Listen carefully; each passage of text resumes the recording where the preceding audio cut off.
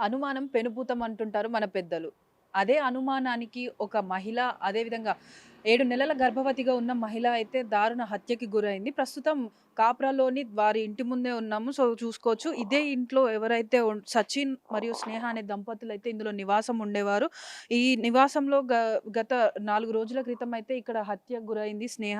అసలు వివరాల్లోకి వెళ్లి చూస్తే స్నేహ సచిన్‌కి ఇన్‌స్టాగ్రామ్‌లో పరిచయమైంది. ఇన్‌స్టాగ్రామ్‌లో పరిచయం అయిన తరువాత సచిన్ ఆహ్, ఎక్కడైతే కాచిగూడకు చెందిన సచిన్‌కి ఇక్కడే కాప్రాలో ఉంటున్న స్నేహకైతే ఇన్‌స్టాగ్రామ్‌లో పరిచయం ఏర్పడింది. ఆ పరిచయం కాస్త ప్రేమగా మారిన తర్వాత వాళ్ళిద్దరూ కూడా 2022లో వివాహం అయితే చేసుకున్నారు. 2022లో వివాహం తరువాత 2023లో వారికి ఒక బాబు పుట్టాడు. బాబు పుట్టే సమయానికి వివాహం జరిగిన తర్వాత సచిన్ డెలివరీ బాయ్‌గా పనిచేసేవాడు. బాబు పుట్టిన తర్వాత ఆ డెలివరీ జాబ్ కూడా మానేయడం జరిగింది. దాని తర్వాత వ్యసనాలు ఎక్కువయ్యి జులాయిగా తిరగడం ఇవన్నీ కూడా మొదలయ్యాయి. దీంతో వాళ్ళ ఇంట్లో ఆర్థిక ఇబ్బందులు కూడా ఎక్కువైపోయాయి.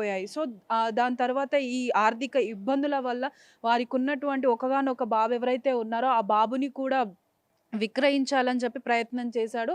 ఆ ప్రయత్నంలో భాగంగానే పాత బస్తీకి చెందిన ఒక వ్యక్తికైతే ₹1,00,000కి ఆ బాబుని విక్రయించాలని చెప్పేసి నిర్ణయించుకున్నాడు. ఈ విషయం తెలుసుకున్న స్నేహ అతని పైన కుషాయిగూడ పోలీస్ స్టేషన్‌లో అయితే కంప్లెయింట్ ఇవ్వడం జరిగింది. దాని తరువాత బాబుని కూడా రక్షించి తల్లికైతే అప్పగించడం జరిగింది. సో, అప్పటినుంచి జాబ్ లేనందు కారణంగా ఈ ఆర్థిక ఇబ్బందుల వల్లనైతే వారిద్దరి మధ్య తరచూ గొడవలనేవి జరుగుతూ ఉండేవి. ఈ గొడవల కారణంగానే వాళ్ళు కొన్ని రోజులు కూడా దూరంగా ఉండడం జరిగింది. సో, దూరంగా ఉన్న తరువాత గత సంవత్సరం డిసెంబర్ 11వ తారీఖుననైతే స్నేహ సచిన్‌కి ఫోను చేసి మనిద్దరం కూడా ఒక దగ్గర వేరుగా కలిసుందాము అని చెప్పి నిర్ణయం తీసుకున్నారు. ఆ నిర్ణయంలోని భాగంగానే ఇప్పుడు ప్రస్తుతం మనం చూస్తున్నటువంటి బిల్డింగ్‌లో అయితే వీళ్ళు నివాసం ఉండేవారు. సో, నివాసం ఉన్న సమయానికి స్నేహ 7 నెలల గర్భవతిగా ఉంది. సో, అప్పటినుంచి తను దూరంగా ఉన్నప్పటికీ కూడా ఈ గర్భం అనేది తనకు వేరే వాళ్ళ ద్వారా వచ్చింది. ఈ గర్భంలో పెరుగుతున్న బిడ్డ నా బిడ్డ కాదు అని చెప్పేసి అనుమానంతోటి తరచూ వేధిస్తూ ఉండడం కూడా జరుగుతుందని చెప్పేసి చెప్తున్నారు. అదే విధంగా ఈ నెల 15వ తారీఖున అయితే వాళ్ళిద్దరి మధ్యన గొడవ అనేది పెరిగింది. ఆ తరువాత కూడా ఏదైతే ఈ గొడవ పెరిగిన కారణంగా అతను 18వ తారీఖున అయితే ఆవిడకి మద్యం తాగించడం అయితే జరిగింది. మద్యం తాగించిన తర్వాత ఆ నెక్స్ట్ డే ఉదయం ఏదైతే ఉందో ఆ ఉదయంన 5 గంటల సమయంలో అయితే తన పొట్ట పైన కూర్చొని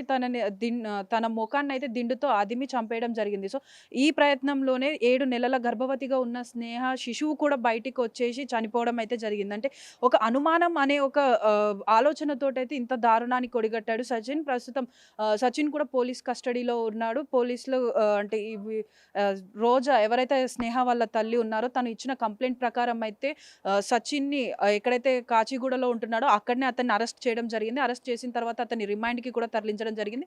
సో, అరెస్ట్ చేసినప్పుడు కూడా తనని విచారించినప్పుడు చెప్పిన మాటలేంటి అననంటే నేను అనుమానంతోటే చేశాను అని చెప్పేసి కూడా అతను చెప్పడం జరిగింది. సో, ఈ విధంగానైతే పోలీసులు వారికొచ్చిన కంప్లెయింట్ ప్రకారం ఇతన్నైతే అరెస్ట్ చేయడం జరిగింది. సో, గతంలో ఏదైతే ఆహ్, కంప్లెయింట్ ఉందో ఆ కంప్లెయింట్ ఆధారంగానే ఇతన్ని పట్టుకోవడం జరిగింది. అదే విధంగా క్రైమ్ స్పాట్‌లో చూసినప్పుడైతే ఆ అమ్మాయిని చంపిన తరువాత తను తప్పించుకోవడానికని చెప్పేసి దీన్ని ఫ్యాబ్రికేట్ చేయడానికి గ్యాస్ సిలిండర్ ఏదైతే ఉందో గ్యాస్ సిలిండర్‌ని తీసుకొచ్చి తనను చంపేసున్న రూమ్‌లో అయితే పెట్టడం జరిగింది.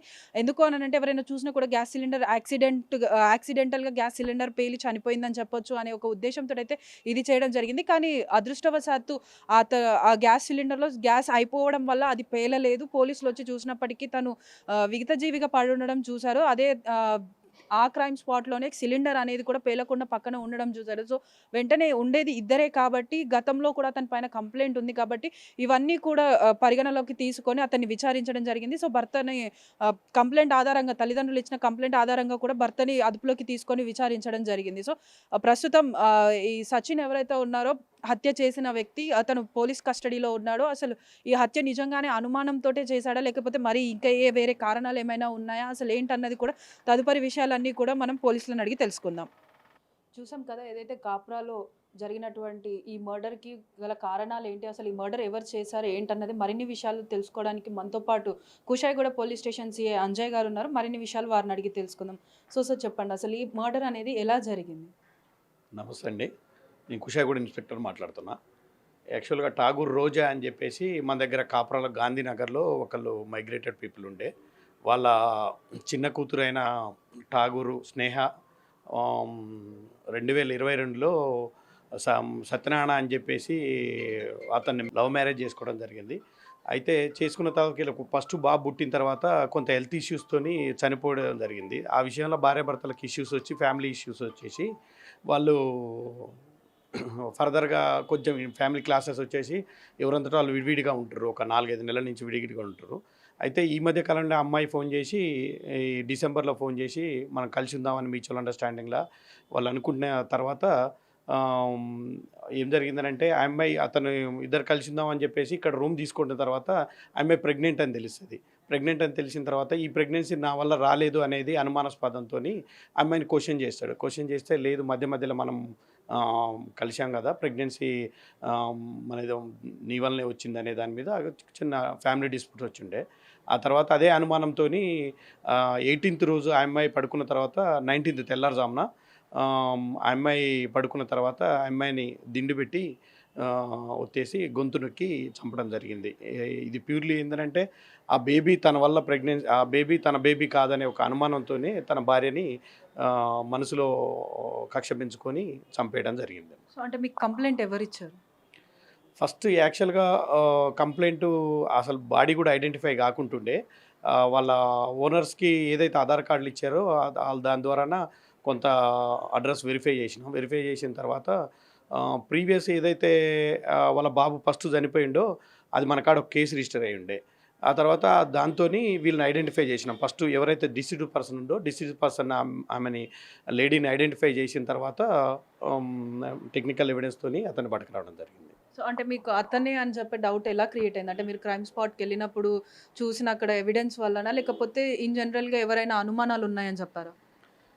యాక్చువల్‌గా ఆమె చనిపోయిన తర్వాత మేము డెడ్ బాడీ ఐడెంటిఫై చేసిన తర్వాత ఫస్ట్ భర్త ఫోన్ స్విచ్ ఆఫ్ రావడం జరిగింది. ఇంకోటేంటంటే అక్కడ ఒకటి ఫాల్స్ క్రియేట్ చేసిందేంటంటే ఆ నేరం తనపై రాకుండా ఉండడం కోసము వేరే ఫ్యాబ్రికేట్ చేద్దామని చెప్పేసి గ్యాస్ స్టవ్ పెట్టేసి ఆ పక్క రూమ్‌లో మంట పెట్టడం జరిగింది. గ్యాస్ లీక్ చేసేసి. కానీ అది కాగితాలతోని పెట్టడం వల్ల వెంటనే ఆగిపోవటం జరిగింది. అందువలన తను ఏదైతే ఎక్స్‌పెక్ట్ చేసిండో అది బర్న్ కాలేదు. కాకపోయేసరికి ఇక తర్వాత మనం ఆయన ఫోన్ స్విచ్ ఆఫ్ వస్తే అతను భర్తను అనుమానించి పట్టకొస్తే కన్ఫెస్ చేసిండు క్లియర్‌గా. తననేది ఏందనంటే సేమ్ ఇట్లనే నా భార్య నాతోని కాకుండా వేరే వాళ్ళతోని ప్రెగ్నెన్సీ అయిందనే ఒక అనుమానం తప్ప దాంతోనే అనుమాన నెపంతోనే ఆమె చంపేయడం జరిగింది. సో, అంటే ఇప్పుడు అతను రిమాండ్‌లోనే ఉన్నారా? ఆల్రెడీ నిన్న రిమాండ్ చేసిన జ్యుడిషియల్ రిమాండ్‌కి పంపించేసినాను నేను. సో, అంటే ఇప్పుడు తదుపరి ఆయనకి ఎలాంటి శిక్ష పడే అవకాశం ఉంది? శిక్ష అంటే మనం ఛార్జ్ షీట్ ఫ్రేమ్ చేస్తాం. ఆల్ ఎవిడెన్స్ ప్రాపర్ కలెక్ట్ చేస్తాం గానీ అది డిపెండ్ ఆన్ జ్యుడిషియరీ కదా! అది సో, చూస్తున్నారు కదా! నిందితుడు ఎవరైతే ఉన్నారో అతన్ని కాచిగూడలో అయితే పోలీసులు గుర్తించి పట్టుకోవడం జరిగింది. దాని తర్వాత అతన్ని రిమాండ్‌కి కూడా పంపించడం జరిగింది. తదుపరి ఏదైతే విచారణ జరిపిన తర్వాత అసలు కారణాలు ఏంటి? ఎందుకు ఈ హత్య చేయాల్సొచ్చిందన్నది ఏంటి అన్నది కూడా నిర్ణయం తీసుకొని అతడికి శిక్ష అయితే విధించడం జరుగుతుందని చెప్పేసి తెలుపుతున్నారు. కెమెరామెన్ చైతన్యతో శ్రావణి, బిగ్ టీవీ, హైదరాబాద్.